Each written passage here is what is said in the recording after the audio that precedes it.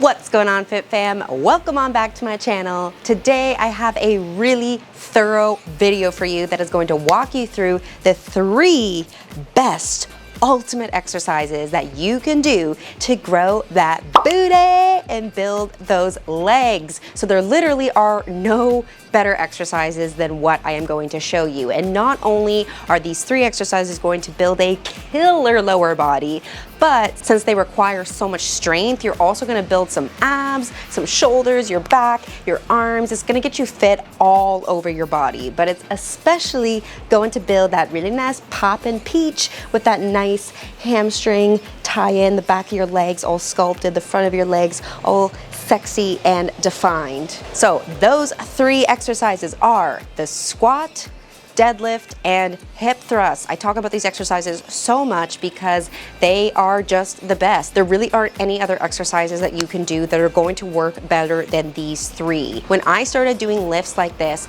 I saw such crazy results so fast. Even within my first 2 weeks doing these lower body lifts is when I started to get the 6-pack abs that I have now. Like, I literally couldn't believe it. And it wasn't that the workouts were so long or so hard, but rather I was working out smarter instead of harder. I was using effective strategy, using actual science to build that muscle, which in turn keeps the fat off of your body because muscle turns you into a calorie burning machine. So in this video, I'm gonna walk you through a very thorough explanation of the form for each of these 3 lifts and how you can get started doing them if you're more of a beginner and you feel a bit intimidated to be lifting a little bit heavier weight. If you enjoy this video, make sure to give it a like and subscribe, and don't forget to head over to nomadicfitness.com to download my free guides and check out my coaching program. If you are looking to get some serious transformation in your life for the rest of your life, then I got what you need, girl. All right, let's get into the form breakdown of the squat,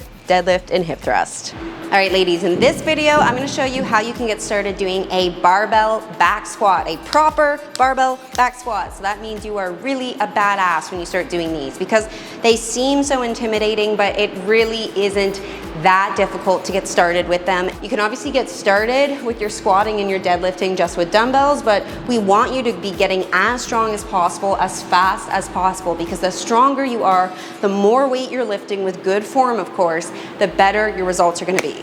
Okay, so to get started, you wanna make sure that the barbell is at a position where it's coming up directly kind of like midway at your chest. You don't want it too high like that, because then once you start putting weight on both sides, you're gonna have to kind of tippy toe the weight, and that can be dangerous. So it's better to have it a little bit lower so that you can squat the weight back onto the rack. Okay, so then it's totally fine to get started just with an empty barbell because the barbell itself is only 45 pounds. So that's actually not that much weight. You're probably gonna be using heavier dumbbells than that pretty fast. So then that's when you need to come and start using the actual barbell to do your back squats. Okay, so no weight, just the bar to get started. Okay, so come underneath the bar and you're gonna rest it right here on your rear delts, which is the back of your shoulder muscles. Okay, so just, it should feel like that little cushion of muscle you have. And then it's kind of up to you the way you want to put your thumbs, but personally I prefer putting the thumbs on top of the barbell. And then you really want to squeeze your shoulder blades. That's how you know you're doing it right. So squeezing your shoulder blades, and then you're going to walk back. And it's good to kind of stay in the rack in case you ever fell. These things would catch you. So just take a step back, and then what you're gonna do is you're going to kind of hinge back with your butt first. This is always the very first thing I do when I'm squatting. I stick my butt, my hips back like that, so hinging back my butt, hinging back my hips towards the wall first, and then with my weight in my heels, I then bend my knees and come down into the squat all the way so that you're parallel with the floor, and then push up off your heels, tuck and squeeze those glutes at the top. So hinging from the hips, hinge back, weight in your heels, bend at the knees, come as low as you can, at least parallel to the ground, putting your weight in your heels, always keeping the weight in the heels, push through those heels, tuck and squeeze at the top. And then here you go, you rack it like that, again, when you're done. And before long, you're gonna be able to add weight onto both sides, and then you're gonna start to get really, really strong. Putting the weight on each side. Okay, so now I'm gonna show you what you would do once you have weight on each side. I got 25 pounds on each side. It's the exact same, but it's obviously gonna just be harder now with more weight, but it's gonna feel really good on those muscles. You're gonna get super strong and super fit. Okay, so come underneath the bar, just resting on top of the back of your shoulders, pinching your shoulder blades, thumbs on top of the bar, and now you're gonna unrack it, walk back a step or two, and feet just about, maybe like a little wider than shoulder width distance, toes pointed out slightly, and then what you're gonna do is you're gonna hinge back at those hips, remember? So hinge back first, weight in your heels, and now you're gonna bend your knees all the way down, keeping your back up, kind of arching your chest, push through your heels, tuck and squeeze at the top. So hinging back, bending the knees, and then coming down, pushing through the heels, tuck and squeeze at the top. And that is how it's done, baby girl. Okay, so here's the barbell hip thrust with just 25 pounds on each side, but you might notice it's a little bit harder to get the weight like right on top of your crotch because the plates are too small. So you can't actually roll it all the way over top as you would be able to if you had the bigger, heavier plates. But when you're not yet strong enough to do that, you've got to kind of figure out what you can do in the meantime. So one option is you can kind of just lift it onto your crotch, like picking it up a little bit and kind of pulling it. And then from here, you do the thrust, of course, with your booty band on. Normally, I'm just not showing you that right now for demonstration purposes. And then you would thrust as normal. But let's say, you know, you can't really figure out how to pull it onto your lap or it's too heavy. So I'm gonna show you what you can do instead so that the barbell is a little bit more elevated for you. You can take 2 barbell plates and put them on the ground. And then what you would do is you would bring it, just kind of roll the barbell up on top. So now you're gonna see that you have the elevation to do the hip thrust. So you just wanna make sure the same setup as always, where you have your upper back against the bench. Just gonna sneak in under here, all right?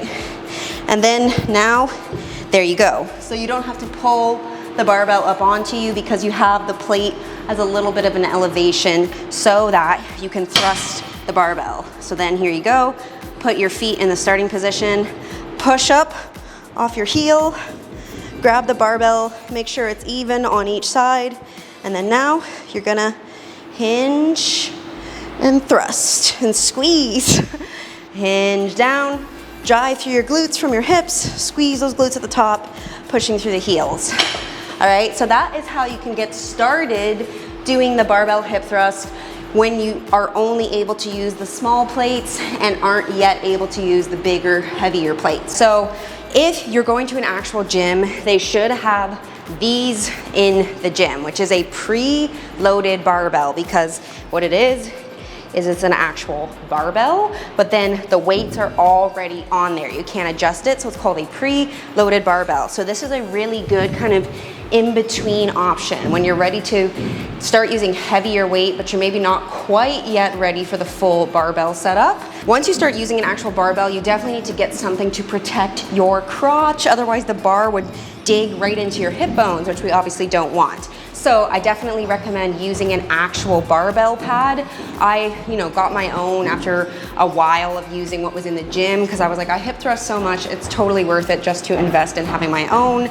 They're only about $10. But before I had my own pad, what I would do is I would just take a yoga mat and I would fold it up a bunch of times and use that for a cushion. So it's up to you, but obviously barbell pad is gonna be the easiest. So you wanna put that on the bar, and remember, we wanna put on our fabric resistance band. Okay, and then you wanna just lift it up onto your lap. Okay, and then same position, feet in front of you, and then you're going to hinge all the way down, come back up, driving through your heels, tuck and squeeze, eyes looking straight ahead. Hinge from those hips, push off the heels, squeeze at the top. All right, so same thing with the deadlift is that in between being able to do a dumbbell deadlift and being able to do a proper full deadlift with the big plates on each side so that the bar is properly elevated. When you're just using the 25-pound plates, the bar is gonna be a little bit lower to the ground. And I mean, you still can deadlift like this. You would still follow the same protocol where you first come forward and the barbell is directly over the middle of your foot, okay? So barbell over the middle, and then hinge from your hips. So not bending your knees, not rounding your back, hinging from the hips first, lowering down, and then grabbing the barbell on each side. And then, now that you're here, you're going to bend your knees, and you're gonna kind of sink into your heels, keeping that back flat, trying to kind of pinch your shoulder blades. And then from here, you're gonna pull, tuck and squeeze, and all the way back down. So now you totally can do it with just these smaller plates flat on the ground. It's not that big of a deal, but if you do want to have a little bit of elevation, you do the same thing as you would to elevate with the hip thrust, where you put the plate underneath the small plate on the barbell. So one plate under each side, and then same thing. Come forward where the barbell is directly over the middle of your foot, hinge and grab the barbell just outside your shins. It's up to you what kind of hand grip you want to use.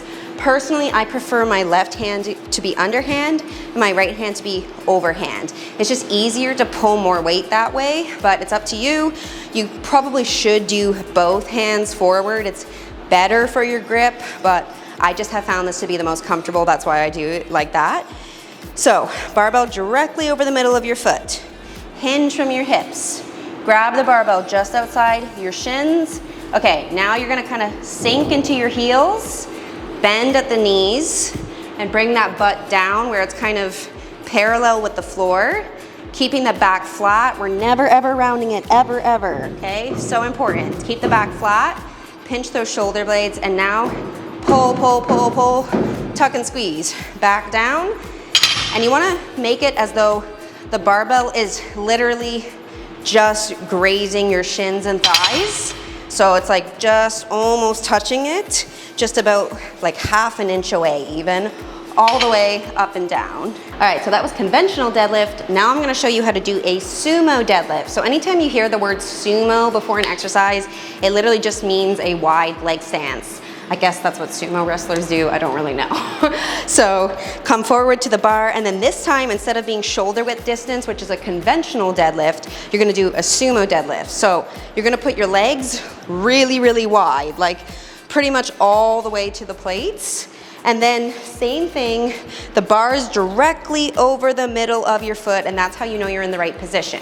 So wide leg stance like this, toes pointed out. For this one, conventional, your feet are directly forward at a shoulder width distance, and sumo, you have a really wide leg stance with your toes pointed out, okay? And then everything else is the exact same. It's just the starting position, the stance of your body is different, but the actual pulling, the form and everything is the exact same. So remember, the first thing we do from here is we hinge forward at our hips, and we grab that barbell.